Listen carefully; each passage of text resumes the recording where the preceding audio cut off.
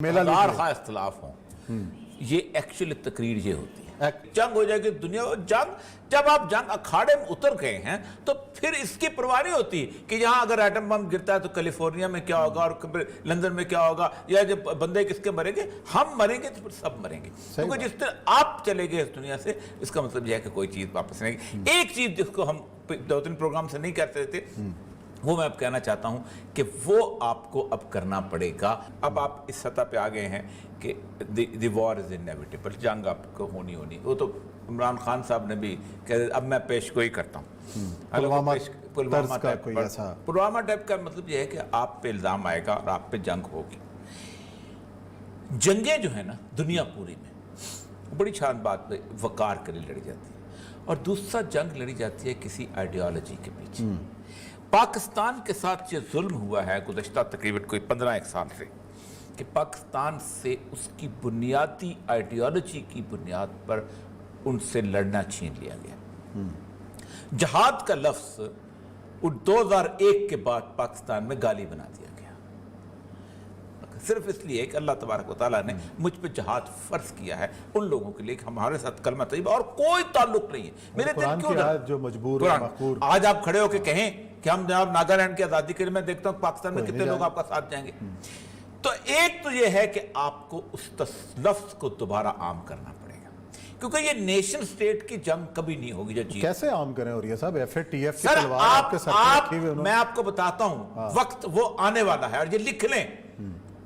میری ہماری پیشگوئی کے اوپر عمران خان صاحب پیشگوئی تو کر دی، جنگ ہو جائے گی، یہ بھی کرنی پڑے گی۔ ہم لڑتے ہو تیار نہ کرے تو میرے منہ پہ تھوک دیجئے گا، آپ کو کہنا پڑے گا، کس لیے کہ آپ ترانہ کیا چلاتے ہو۔ سر میرا خیال ہے کہنے کی بھی ضرورت نہیں، کہنے کی بھی ضرورت نہیں، ہر بندہ اٹھے گا، ہر بندہ اٹھے۔ اس کی وجہ یہ ہے کہ آپ جب تک جذبہ شہادت، شوق شہادت اور اس کے ساتھ ساتھ جہاد کے تصور اور سید الانبیاء صلی اللہ علیہ وسلم کی بشارت اور سید الانبیاء صلی اللہ علیہ وسلم کی قیامت کے دن شفاعت کے تصور کو عام نہیں کریں گے، لوگ نہیں لڑیں۔ کیوں؟ کون اپنا برانڈ روڈ کا کاروبار چھوڑے گا؟ کون چاہے گا کہ اس کا رات کو بریک آؤٹ ہو جائے اور اس کے اوپر بم گرے؟ وہ کہیں گے ٹھیک ہے، انڈیا بھی ہماری طرح ہے، وہ لوگ بھی آلو گوشت کھاتے ہیں، ہم بھی آلو گوشت کھاتے ہیں، پھر تو آلو گوشت والے آ جائیں گے نا دنیا کے اندر۔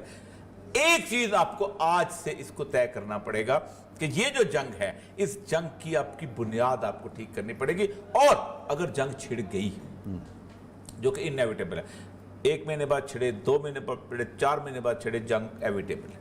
اس جنگ کے بعد آپ کو کوئی اور راستہ باقی بچے گا نہیں لوگوں کو اکٹھا کرنے کے لیے۔ کشمیریوں کو کس نے اکٹھا کیا انڈیا کے خلاف؟ زمین نے۔ زمین کی جنگیں تو اور بہت ہو رہی ہیں۔ کشمیری جو جہاں جان دے رہے ہیں، جو کلمہ طیبہ کی پٹیاں سر پہ باندھ کے چل رہے ہیں، جو پاکستان سے رشتہ کا لا الہ الا اللہ پکارتے ہیں، کچھ جو سارے وہ خالص اس لیے کہتے ہیں کہ بنیادی طور پر وہ ایک دوسرے مذہب کو ماننے والے ہیں۔ کشمیریوں پر ظلم کیوں ہو رہا ہے؟ کیا کشمیری مختلف ہیں؟ کیا کشمیری وہ زبان نہیں بولتے جو انڈیا کے اندر زبان بولی جاتی ہے؟ کشمیر کیا ان کی بیک بون نہیں ہے اکانومی کی؟ ان کی ساری شالیں، ان کی باقی چیزیں، کیا کچھ نہیں وہاں سے چلتا؟ کشمیری کیا ان کے لیے ایک سوئٹزرلینڈ کی طرح کی جگہ نہیں ہے جہاں لوگ آ کے آتے ہیں؟ تو پھر کیا وہ کوئی اور فرق نہیں ہے ایک انڈینز کے اندر، ایک کشمیری کے اندر، سوائے اس کے کہ وہ کلمہ طیبہ پڑھتے ہیں، لا الہ الا اللہ محمد رسول اللہ کہتے ہیں، یہی ایک فرق ہے۔ اسی لیے وہ مار کر رہے ہیں، اسی لیے وہ ظلم برداشت کر رہے ہیں، اسی لیے ان کی ڈیموگرافی چینج ہو رہی ہے۔ ڈیموگرافی جو ہے ہو سکتا ہے، آپ مجھے یہ بتائیے کہ جو انوپم کھیر کیوں کہتا ہے کہ میں واپس کشمیر جاؤں گا؟ وہ ڈیموگرافی کیا کشمیری کی ہے؟ مسلمان کشمیری کی اور ہندو کشمیری کی چینج ہوئی ہے۔ جموں کے اوپر لڑائی کس بات کی ہے؟ مسلمان کشمیری کی اور ہندو کشمیری کی، اور یہی وجہ ہے کہ انہوں نے اس سارے سچویشن کو جو ہے اس کو ایکسپلائٹ کیا۔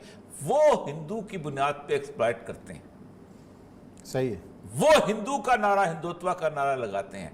وہ جو ہے عمران خان صاحب نے جس گول وارکر کا نام لیا تھا اور جس ساورکر کا ایک اور نام ان کو لینا چاہیے تھا، وہ 2 لوگ وہ تھے کہ جنہوں نے یہ تصور دیا تھا کہ ہم کورو پانڈو کے کرن اور ارجن بنانا ہے ہم نے ہر بچے کو۔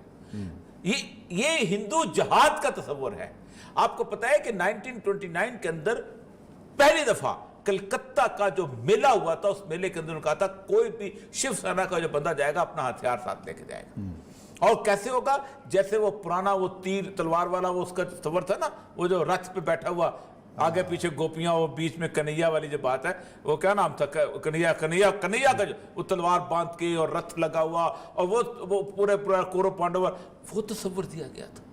اور کہا گیا تھا کہ اس جنگ کے اندر ہم نے جیتنا ہے، اور دیوتاؤں نے آج بھی ہمیں بات کیا جاتی ہے، ہم جہاد ہند کی بات کرتے ہیں، کون سا پنڈت ہے جو انڈیا کے اندر بیٹھ کے یہ بات نہیں کرتا کہ کل یگ کے آخر میں ہماری بہت بڑی لڑائی ہوگی اور ہمالیہ سے دیوتا نیچے اتریں گے اور وہ دیوتا ہماری رکشا کے لیے آئیں گے اور دیوتا ہمیں فتح دلائیں گے، اور یہ وہ جنگ ہوگی کہ جنگ جو ہے ایک زمانے میں ہنومان کی لنکا والی جنگ سے بھی بڑی ہوگی، رام چندر والی جنگ سے بھی بڑی ہوگی، کورو پانڈو کی مہا بھارت والی جنگ سے بھی بڑی ہوگی۔